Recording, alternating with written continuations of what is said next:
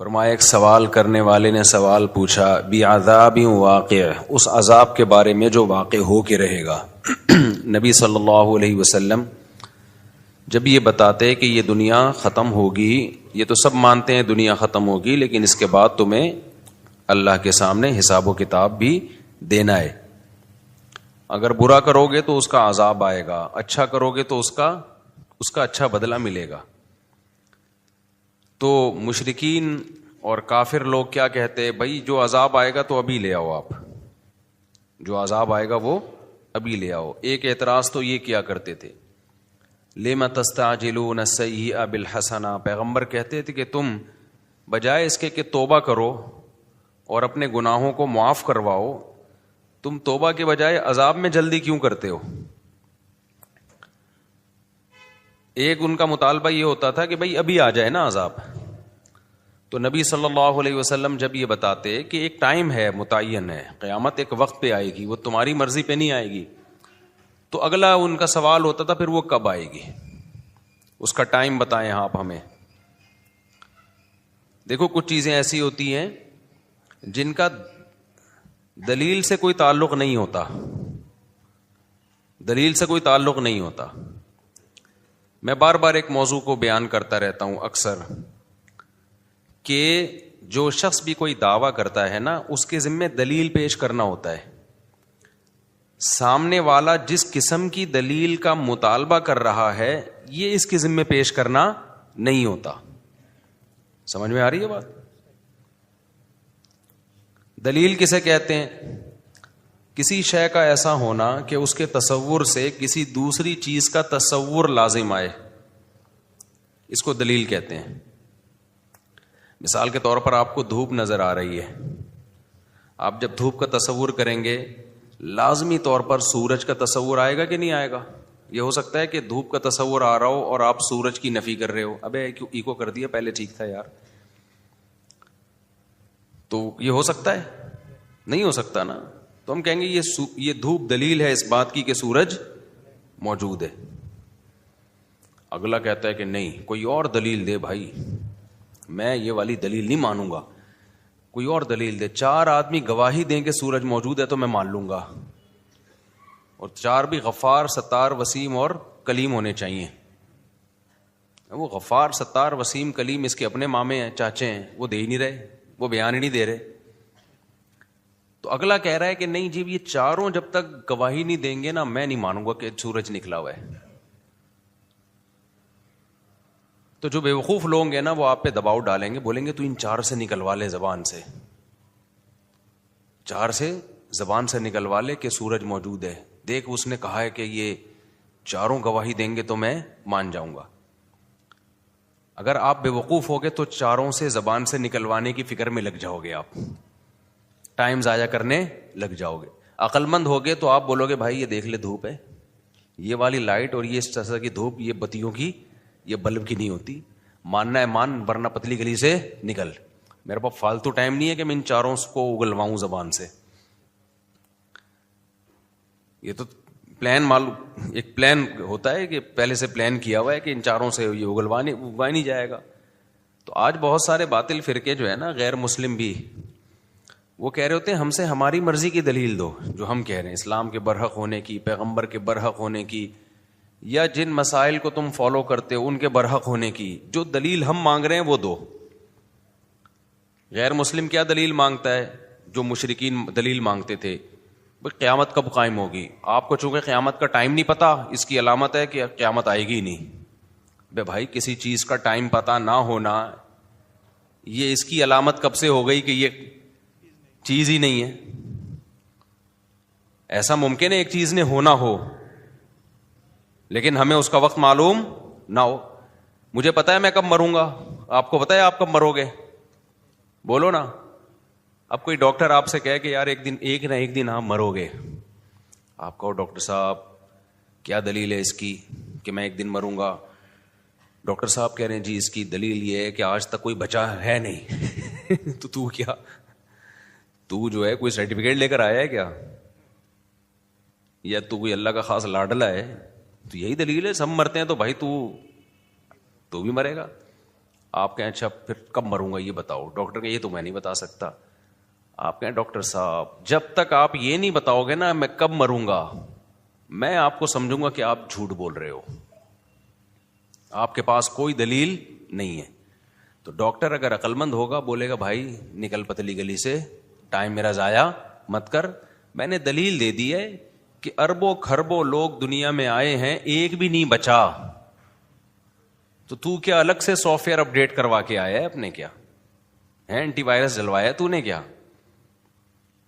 تو یہ دلیل کافی ہے. اور یہ کہنا کہ کب مرے گا, بھائی مجھے کیا پتا کب مروں گا یار, نہ مجھے اپنا پتا ہے نہ مجھے تیرا پتا ہے, لیکن یہ اس کی علامت نہیں ہے کہ مرے گا نہیں تو. وہ کہہ رہے نہیں ڈاکٹر صاحب میں تو جب تک نہیں مانوں گا جب تک آپ یہ نہیں بتاؤ گے کہ کب مروں گا. ڈاکٹر کہے گا یا تو غصے سے ٹی اٹھا کے گن پٹی پہ رکھ دے گا اور بولے گا تو اب مرے گا, 5 منٹ کے بعد مرے گا, ٹائم بتا دیا نا میں نے. پھر بھی ڈاکٹر اس کے جواب دینے میں لگ جائے نا تو اس کا مطلب یہ بھی پاگل ہے ڈاکٹر. تو اسی طرح یہ جو باطل فرقے ہیں نا یہ بھی ایسے ہی اوٹ پٹانگ دلائل کا مطالبہ کر رہے ہوتے ہیں, اسلام پر اوٹ پٹانگ قسم کے اعتراض کر رہے ہوتے ہیں, جن میں ایک اعتراض تو میں نے بتایا, بھائی قیامت کا ٹائم بتاؤ نا کب آئے گی. ہر پیغمبر سے یہ پوچھا گیا ہے کب آئے گی. آپ سارے پیغمبر آدم علیہ السلام سے لے کے محمد صلی اللہ علیہ وسلم تک سب کہہ رہے قیامت آئے گی آئے گی, اور ہر پیغمبر سے پوچھا گیا ٹائم بتائیں, ہر پیغمبر نے کہا نہیں پتا, ہمیں وقت کا علم نہیں ہے. تو لوگوں نے کہا جب آپ کو پوری نالج ہی نہیں ہے تو آپ دعویٰ کیوں کر رہے ہیں؟ تو پیغمبر نے کہا جتنی نالج ہے اس کا دعویٰ کیا جا سکتا ہے, ہم نے یہ دعویٰ ہی نہیں کیا کہ ہمیں ہر چیز کی نالج ہے. دیکھو دعویٰ یہ کیا ہوتا نا ہمیں ہر چیز کی نالج ہے, پھر ہم کہتے ہیں کہ ہمیں نہیں پتا کب آئے گی قیامت, تو دعویٰ اور دلیل آپس میں میچ نہیں کر رہے ہوتے. دعویٰ تو ہے کہ سب کچھ پتا ہے, اور جب پوچھا جاتا ہے اس دعوے کی دلیل کے طور پر سب کچھ پتا ہے تو یہ بھی بتائیں, تو وہ کہتے ہیں ہمیں نہیں پتا. تو آپ ایک طرف دعویٰ کر رہے ہو سب کچھ پتا ہے, دوسری طرف کہہ رہے ہو ہمیں نہیں پتا, تو بات غلط ہو جاتی. پیغمبروں نے یہ دعویٰ کیا ہی نہیں کہ بھائی ہمیں سب کچھ پتا ہے. پیغمبروں نے یہ کہا ہمیں جتنا پتا ہے اتنا بتا دیا, اور یہ پتا ہے کہ قیامت آئے گی, یہ اللہ نے ہمیں بتایا. ہمارے سچے ہونے کی کیا دلیل ہے کہ ہم جھوٹ نہیں بولتے؟ وہ بہت سارے دلائل ہیں, ہم نے 40 سال تمہارے پاس گزارے, اور پھر ہمارے معجزے ہیں, یہ ایسے معجزے ہیں جو شعبدے نہیں ہیں, کیونکہ جو شعبدے جن کے ہاتھوں پہ ظاہر ہوتے ہیں وہ الگ قسم کے لوگ ہوتے ہیں, جادو ٹونے والے, ان کی یہ پرسنالٹی نہیں ہوتی, ان کی یہ تعلیمات نہیں ہوتی, وہ ماں باپ کے حقوق نہیں سکھا رہے ہوتے, وہ وراثت کے خرید و فروخت کے نکاح طلاق کے احکام نہیں بتا رہے ہوتے, وہ اخلاقیات کے پیمانے متعین نہیں کر رہے ہوتے, تو وہ اللہ کی محبت لوگوں کے دلوں میں نہیں ڈال رہے ہوتے, وہ تو اپنے قریب لوگوں کو اکٹھا کر رہے ہوتے. تو اتنے سارے قرائن اور دلائل سے یہ تو ثابت ہو جاتا ہے. اور پھر پچھلی آسمانی کتابیں جن کو تم بھی مانتے ہو وہ بھی گواہی دے رہی ہیں. تو اتنی دلیل کافی ہے ہمارے اس دعوے کے سچے ہونے کے لیے. ٹائم ہمیں معلوم نہیں ہے. تو کافروں نے بھی, اب کافر لوگ اعتراض کرتے ہیں بھائی محمد صلی اللہ علیہ وسلم اللہ کے نبی ہیں تو اتنی کم عمر سے شادی کیوں کی انہوں نے؟ کسی کی عمر کا زیادہ ہونا اور اس کی زوجہ کی عمر کا کم ہونا یہ نبی نہ ہونے کی دلیل نہیں ہے, اس کا اس سے کوئی تعلق نہیں ہے. ہاں آپ اس عمل کا ظلم ہونا ثابت کر دو پھر یہ اس کی دلیل ہے کہ جس نے یہ کام کیا وہ نبی نہیں ہے. اور ظلم کسے کہتے ہیں؟ مظلوم پکارے کہ مجھ پہ ظلم ہو رہا ہے. دنیا میں کوئی ایسا ظلم دیکھا کہ مظلوم کہے بہت اچھا ہوا میرے ساتھ ہے؟ بھائی کوئی بڑی عمر کا آدمی کم عمر سے نکاح کر رہا ہے تو ظلم اس کم عمر پہ ہو رہا ہے نا. تو حضرت عائشہ سے نبی نے نکاح کیا, امی عائشہ کی عمر 9 سال, نبی کی عمر 49-50 سال. تو معاذ اللہ یہ ظلم کس پہ ہوا؟ امی عائشہ پہ. وہ بولتی کہ غلط ہو گیا میرے ساتھ, میرے ابا نے غلط کیا. اس وقت بچی تھیں, بعد میں بول دیتی. ہم سیرت اٹھا کے دیکھتے ہیں, جن حدیث کی کتابوں میں یہ لکھا ہے کہ 9 سال کی بچی سے نکاح ہوا, لڑکی سے نکاح ہوا, انہی کتابوں میں جو حضرت عائشہ کے حالات لکھے ہیں, ایسی میاں بیوی میں محبت کی مثال اس کائنات میں ملتی نہیں ہے. تو پیغمبر سے ظلم کا صدور یہ ممکن نہیں ہے، لیکن ظلم کی ڈیفینیشن وہ نہیں ہے جو آپ کہیں اور ہم پہن لیں. ظلم کی ڈیفینیشن وہ ہے جو ساری دنیا میں متفقن علیہ ہے، جن میں سب سے پہلی شرط یہ کہ مظلوم کہے مجھ پر ظلم ہو رہا ہے، مظلوم کو اس پہ اعتراض ہو. جب مظلوم خوش ہے اس کا مطلب یہ مظلوم. دیکھو اس کی ایک مثال دوں، کھلاڑیوں کے بلے کروڑوں روپے میں بکتے ہیں، کیا خیال ہے بھئی؟ یہ جاوید میاں داد کا بلہ ہے، اس نے آخری بال پہ چھکا مارا تھا نا ایک دفعہ شارجہ میں، ہم چھوٹے تھے اس وقت. آخری بال پہ کیا مارا تھا؟ چھکا. وہ بلہ پتہ نہیں کروڑوں میں بکا ہے میرا خیال ہے.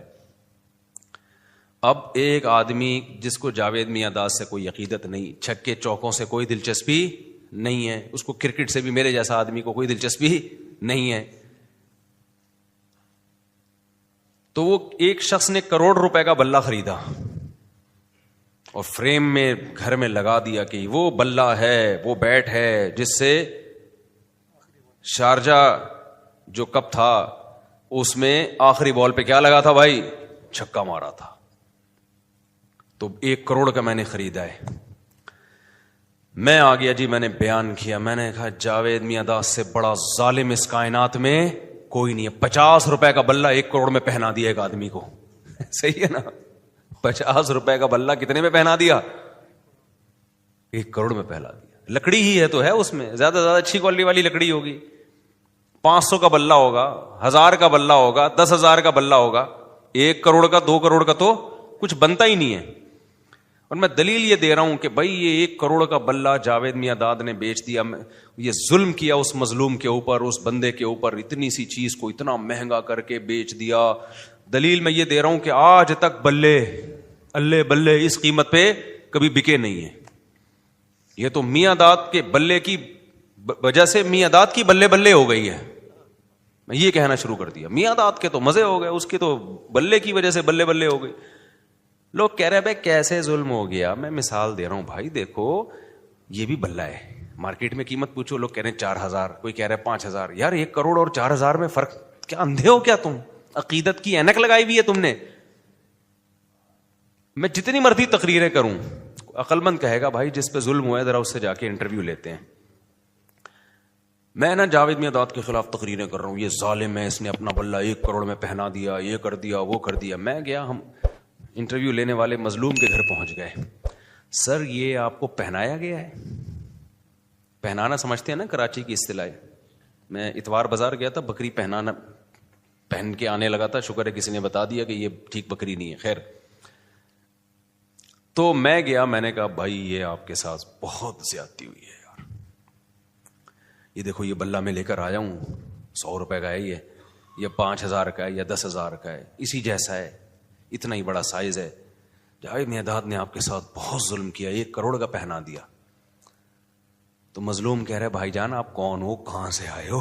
ٹھیک ہے نا، یہ میں نے، مجھے پہنایا نہیں گیا ہے، اپنی شوق سے اپنی مرضی سے میں نے خریدا ہے، اور میرے لیے 1 کروڑ 2 کروڑ کی کوئی حیثیت نہیں ہے.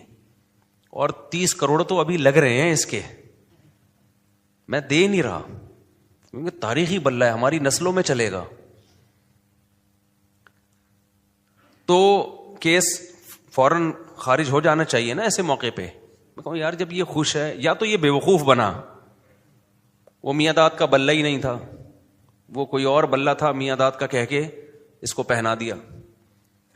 لیکن بلہ بھی میاں داد کا ہے اور اس کو بھی یقین ہے کہ اسی کا بلہ ہے. چلو اس وقت اگر اس کے ساتھ دھوکا ہوا تھا تو اب اس کو کانفیڈنس ہے کہ بھائی نہیں بالکل وہی بلہ ہے. تو میں کیا کہوں گا بھائی عقیدت کی بات ہے یار، آپ کو اگر اسی سے عقیدت ہے تو اس میں کوئی حرج نہیں ہے. اور پھر وہ اگلا یہ بھی کہتا ہے کہ یار میاں داد کے لیے 1 کروڑ 2 کروڑ کی کوئی ویلیو نہیں ہے، اس کو تو یہ 1 کروڑ 2 کروڑ کی اس کی نظر میں کوئی ویلیو نہیں ہے، وہ تو ویسے ہی کما لے اتنے پیسے، 2-4 چھکے اور لگائے گا تو 8-10 کروڑ ویسے ہی کما لے گا. وہ کھلاڑی کے پاس تو بہت پیسہ ہوتا ہے نا، تو یہ اس کا مجھ پر احسان ہے کہ مجھے بیچ دیا اس نے، ورنہ کسٹمر تو بہت تھے.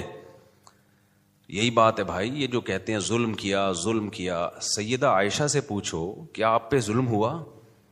وہ کہیں گی بھائی پیغمبر کے پاس رشتوں کی کمی نہیں تھی، پیغمبر ہیں، جو ان کو پیغمبر مان رہے ہیں ان کے لیے تو بڑی ویلیو ہے. جیسے جو کرکٹ کو کرکٹ مانتا ہے اور اس میں دلچسپی لیتا ہے, اس کے لیے تو 1 کروڑ بھی سستے ہیں. میرے جیسے کے لیے 50 روپے میں بھی اس کی کوئی ویلیو نہیں ہے, میرے جیسے کے لیے نہیں ہے. تو جو پیغمبر کو پیغمبر مانتے ہیں, امی عائشہ تو مانتی تھی یہ اللہ کے پیغمبر ہیں, ابو بکر تو مانتے تھے یہ اللہ کے پیغمبر ہیں, ان کے لیے تو بھائی پیغمبر کا احسان ہے کہ امی عائشہ سے نکاح کیا انہوں نے. آپ کے لیے رشتوں کی کمی بولو نہیں تھی. آپ کے لیے کون سی کمی تھی رشتوں کی؟ یہ تو ان کا نبی کا احسان ہے.